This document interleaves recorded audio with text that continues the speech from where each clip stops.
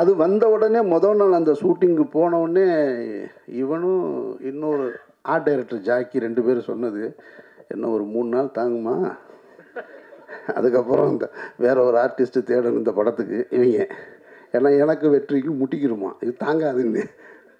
அப்புறம் 3-4 நாள் போனவொடனே என்ன வண்டி நல்லா போகிற மாதிரி தெரியுது.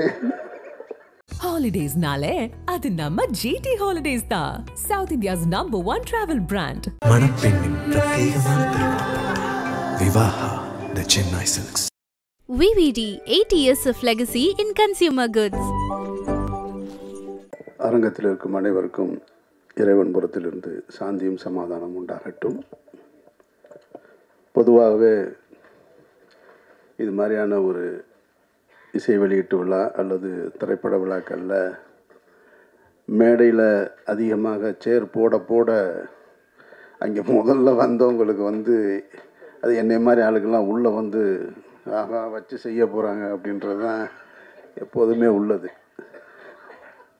ஆனால் இந்த மேடையில் நான் பார்த்துக்கிட்டே இருக்கேன், சேர் கூடிக்கிட்டே இருக்குது, கீழே இருக்கிறவர் இருட்டிலேருந்து வெளியே வா வெளியே வான்னு வேறு கூப்பிட்டு உட்கார வச்சுட்டே இருந்தாங்களா. சரி ஒரு முடிஞ்சுன்னு நினச்சேன். உண்மையிலே ஒன்று முடிஞ்சிச்சு, அதை நான் என்னென்னு கடைசியில் சொல்கிறேன். ஏன்னா இன்றைக்கி வெள்ளிக்கிழமை, நான் எப்பயுமே ஷூட்டிங்கில் இருந்தால் கூட ப்ரேயருக்கு போகிற ஆள், இன்றைக்கி போக முடியலை, பரவாயில்ல. ஆனால் இந்த இவ்வளவு சேர்கள் இருந்தாலும் எல்லோரும் வந்து ரொம்ப சுருக்கமாக பேசினாங்க. எல்லார் முகத்துலையும் ஒரு மிகப்பெரிய சந்தோஷமும் நம்பிக்கையும் இருந்ததை பார்க்க முடிஞ்சது. வாழ்த்துக்கள். அதிகம் எனக்கு பரிச்சயம் இல்லாத முகங்களாக இருக்காங்க, ஆனால் மிக திறமையான கலைஞர்களாக இருக்கிறாங்க எல்லாருமே. அந்த இசையமைப்பாளர் வந்து அவர் டாக்டர்னு வந்து சொல்கிறாங்க புதுசாக.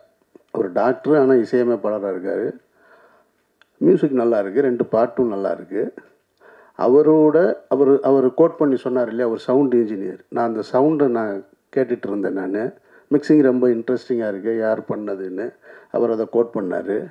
ஸோ ரொம்ப இன்றைக்கி ட்ரெண்டிங்கில் இருக்கக்கூடிய அவர் எப்படி கரெக்டாக ஆப்ரேஷன் பண்ணுவாரா என்னன்னு எனக்கு தெரியலை, ஆனால் மியூசிக் ரொம்ப ட்ரெண்டிங்கில் போட்டிருக்காரு. வாழ்த்துக்கள். ஒளிப்பதிவும் மிகச் சிறப்பாக இருந்தது. சூரஜ் வந்து பார்க்க ரொம்ப நல்லா இருந்தது. மொத்தத்தில் படம் வந்து ரொம்ப கலர்ஃபுல்லாக இருந்தது. இங்கே 2 விஷயம் நினைவுபடுத்த வேண்டியது இருக்குது. முதல்ல நான் நினைவுபடுத்துறது, இப்போ இந்த விழாவில் பெருந்தன்மையோடு கலந்து கொண்ட, இப்போ எங்களுக்கெல்லாம் ஒரு காரணம் இருக்குது, காரணம் இல்லாமல் கலந்து கொண்ட அண்ணன் ஆர்கே செல்வமணி அவர்களை நினைவுபடுத்த வேண்டியிருக்கு. புரட்சி கலைஞர் விஜயகாந்த் அவர்களுக்கு கேப்டன்ற பெயர், அதாவது நிரந்தரமாக அவருடைய மறைவுக்கு பின்னாடியும் ஒட்டிக்கிட்டு இருக்குன்னா அந்த பெயரை தந்தவர் அண்ணன் ஆர்கே செல்வமணி.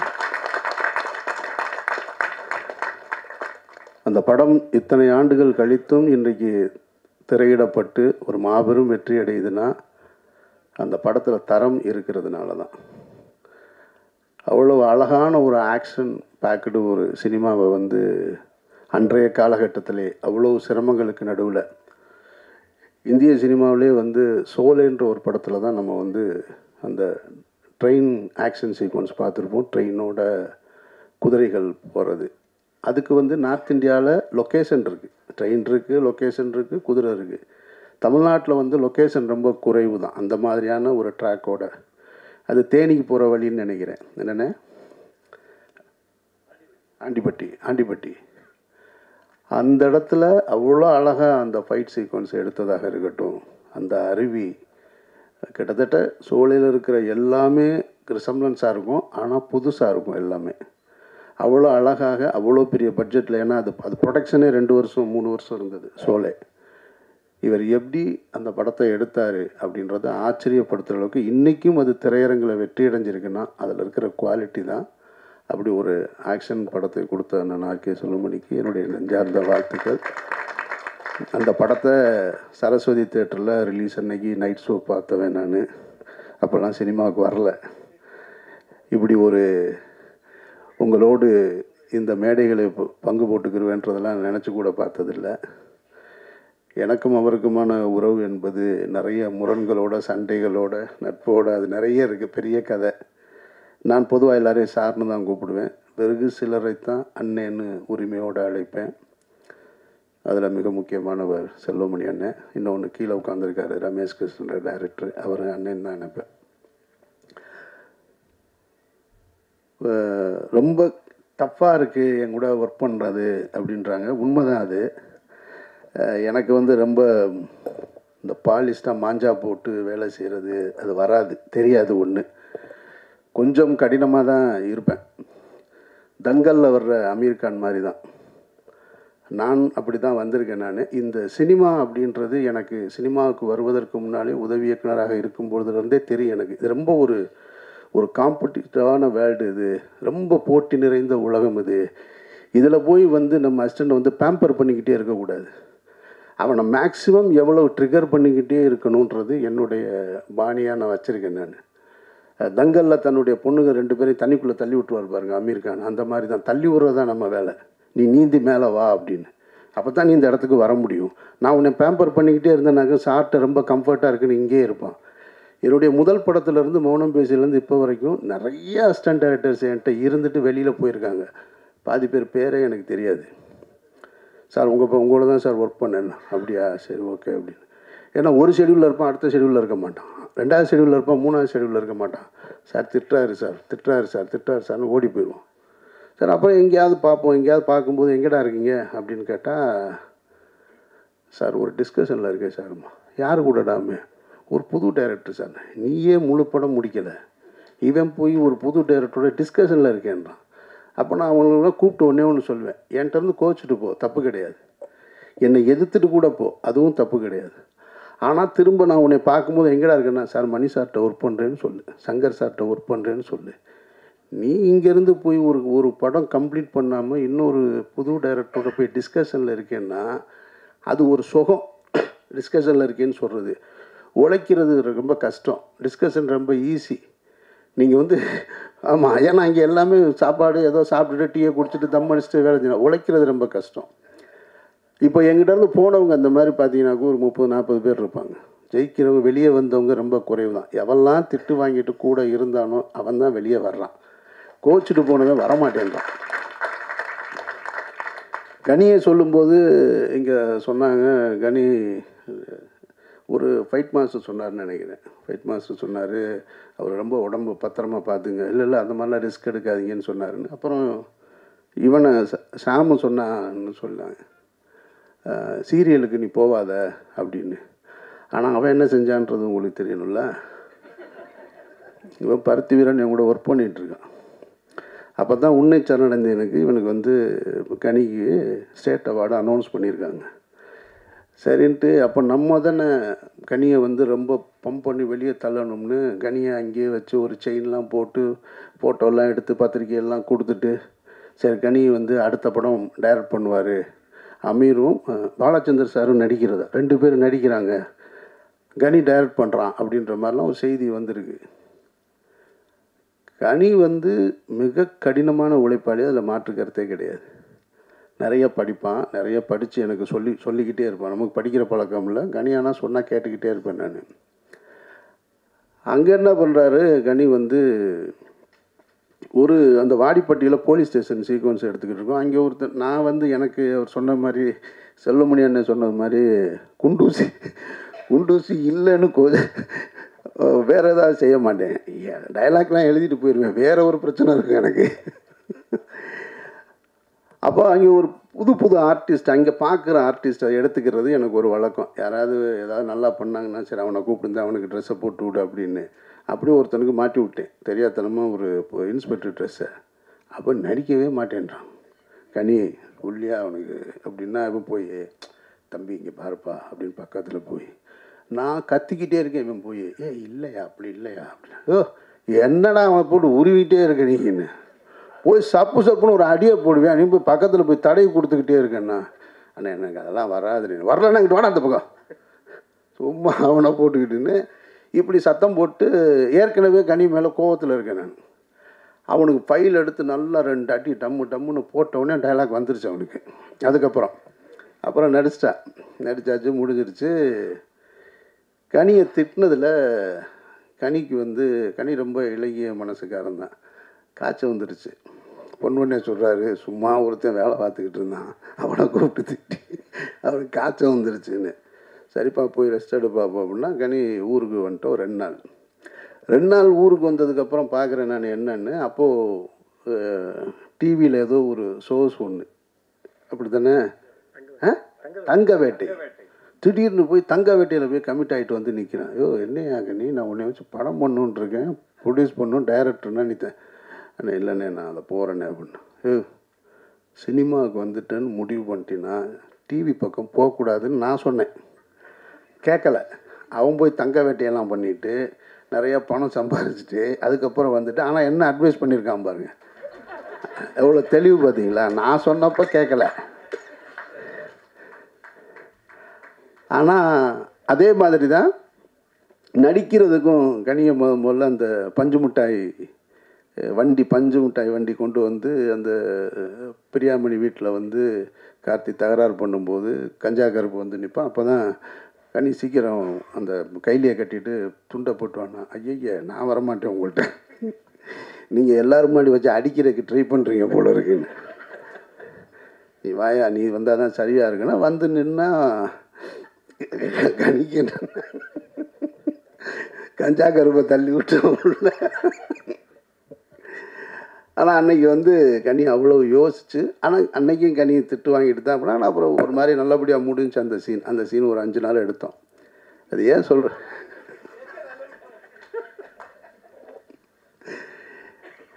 நான் யோசித்து பார்க்குறேன், அந்த கனியாக இன்றைக்கி எல்லா இண்டஸ்ட்ரியிலையும் மிகச்சிறந்த நடிகராக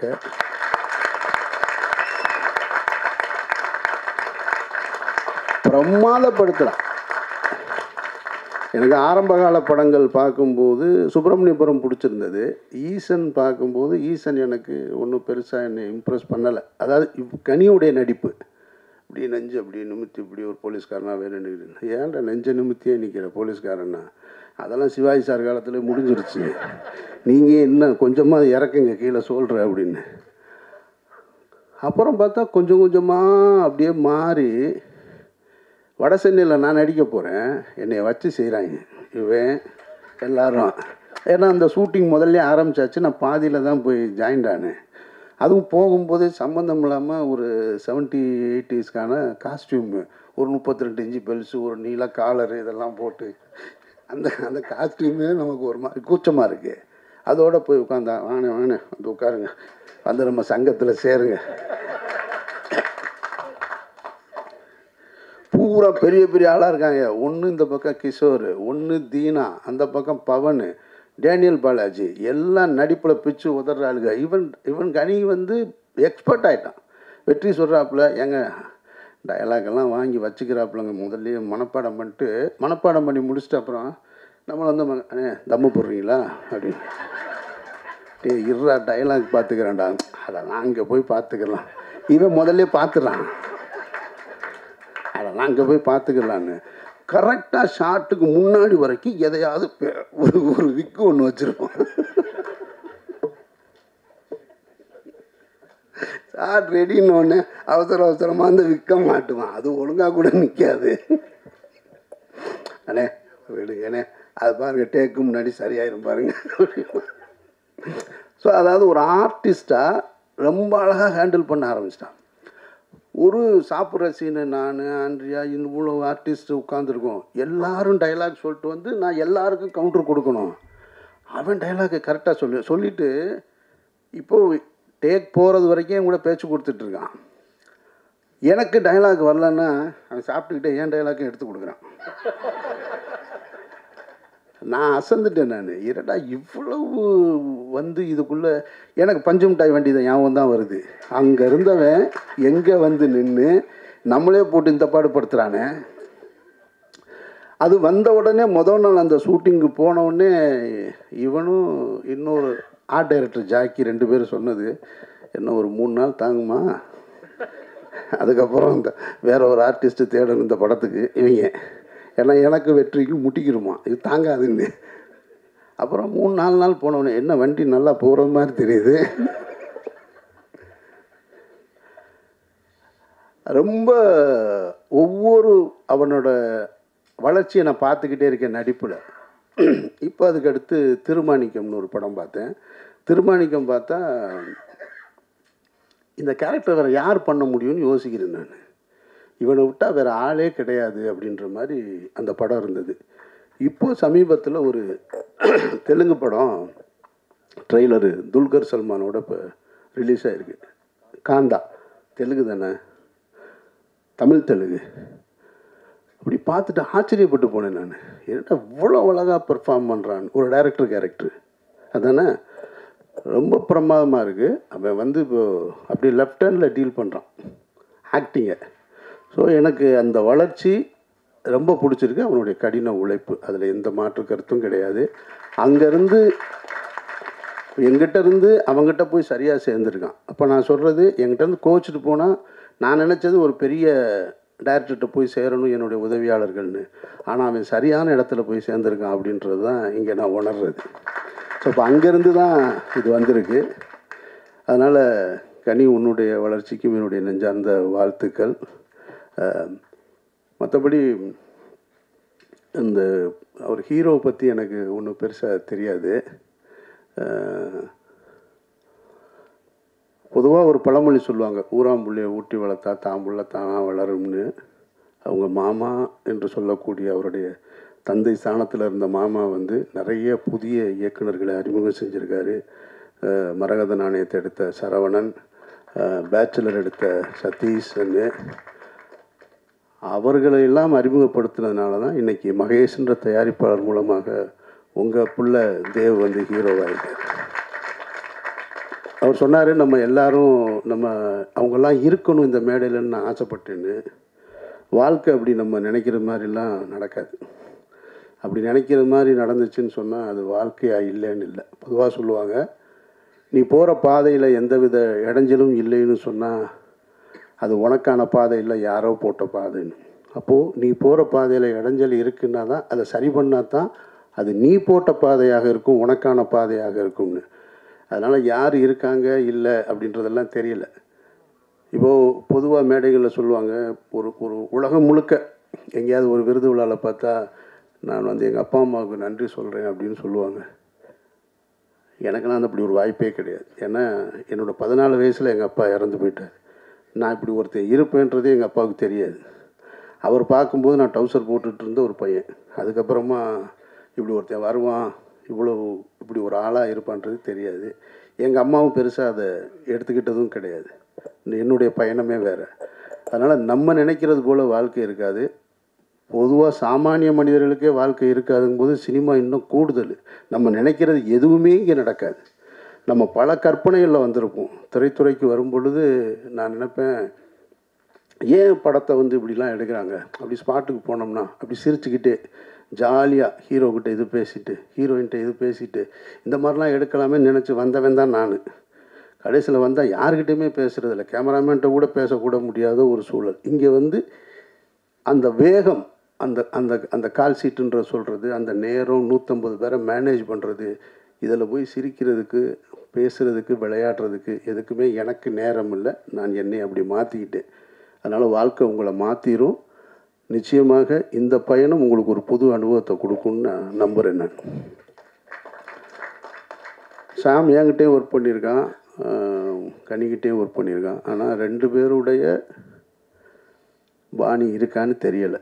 அவன் என்ன மாதிரி ஜானரில் படம் எடுத்திருக்கான்றது அது பார்த்தா புதுசாக இருக்குது. ஸோ 2மே இல்லாமல் இப்போ கனியோடைய நாடோடிகள் மாதிரி நிமிர்ந்தல் மாதிரி இல்லை, என்னுடைய பருத்தி வீரன் மாதிரியும் இல்லை. அவன் புதுசாக உன்னை ட்ரை பண்ணியிருக்கான். எதுவாக இருந்தாலும் நிச்சயமாக உன்னுடைய முயற்சிக்கு வாழ்த்துக்கள். நிச்சயமாக வெற்றி கிடைக்கணும். அதுக்கு காரணம் உங்கள் இவ்வளோ பேருடைய நம்பிக்கை. ஃபைட் மாஸ்டரு, டான்ஸ் மாஸ்டர் எல்லாருமே வந்து ரொம்ப நம்பிக்கையோடு பேசுனீங்க. எல்லாருமே நடிகர்கள் எல்லாருமே உங்களுக்காகவே இந்த திரைப்படம் மிகப்பெரிய வெற்றி அடையணும்னு நான் பிரார்த்தனை செய்கிறேன். நான் வந்து ப்ரேயரை விட்டதே கிடையாது, விடவே மாட்டேன். கோபி எல்லோரும் கடைசியாக கோபி வந்து ஒரு பாசிட்டிவான ஒரு மனிதர். பார்த்த உடனே முகம் மலர பேசுவது, நம்பிக்கையோடு பேசுவது. அதனால் கோபி வாழ்த்துக்கள். கோபி கனியும் அப்படி தான் ஆயிட்டான். கொஞ்சம் கொஞ்சமாக ரமண மகரிஷியாக மாறிட்டு இருக்கானோன்னு எனக்கு தோணுது. அப்படியே ரொம்ப பாசிட்டிவாக வெல்வோம் வாழ்வோம் அப்படின்லாம் சொல்கிறான். நிறைய எனக்கு அவனுடைய பேச்சுக்கள் எல்லாம் பார்த்தா உண்மையிலேயே நல்லவன் தானே. நான் ஒரு மேடையில் வேற சொல்லிவிட்டேன். எந்த மேடையில்? நிமிர்ந்து நில் தானே. எனக்கு இவன் நம்பியார் மாதிரியே தெரியுறான் எனக்கு. நான் ஆமாம், அதை நான் என்ன சொல்லிட்டேன், நான் எப்பயும் அவங்ககிட்ட பேசுகிறது தான், ஏய் நீ எம்ஜிஆர் கிடையாதுடா, நீ நம்பியார் தானடா, ஆனால் நீ எம்ஜிஆர் மாதிரியே மேடையில் இருக்கேன்னு சொல்லிவிட்டேன் நிமிர்ந்து நில் ஆடியோ ரிலீஸில். அவன் போய் என் வீட்டில் ஒய்ஃபெல்லாம் வந்திருக்காங்க, இவர் இப்படி சொன்னேன், நான் போய் என்ன நினைப்பாங்க, நம்பியாருன்னா நான் என்னெல்லாம் செய்கிறேன்னு யோசிப்பாங்க. ஏன்னா அவன் சொன்ன மாதிரி இன்னும் நவுட்டு தெரியும். நாங்கள் ஒரே அறையில் இருந்த ஆட்கள் 2 பேருமே ஒன்றா இருந்தது. என்னுடைய நல்லது கெட்டது எல்லாம் தெரிஞ்சவன் அவன். ஆனால் பார்க்கும்போது வெளியே எங்கேயாவது இப்போ கனியெல்லாம் பேசுகிறத கேட்டால் உண்மையிலே நல்லவன் தான் போல இருக்கு, நம்ம தான் தப்பாக நினச்சிட்டோம் அப்படின்னு.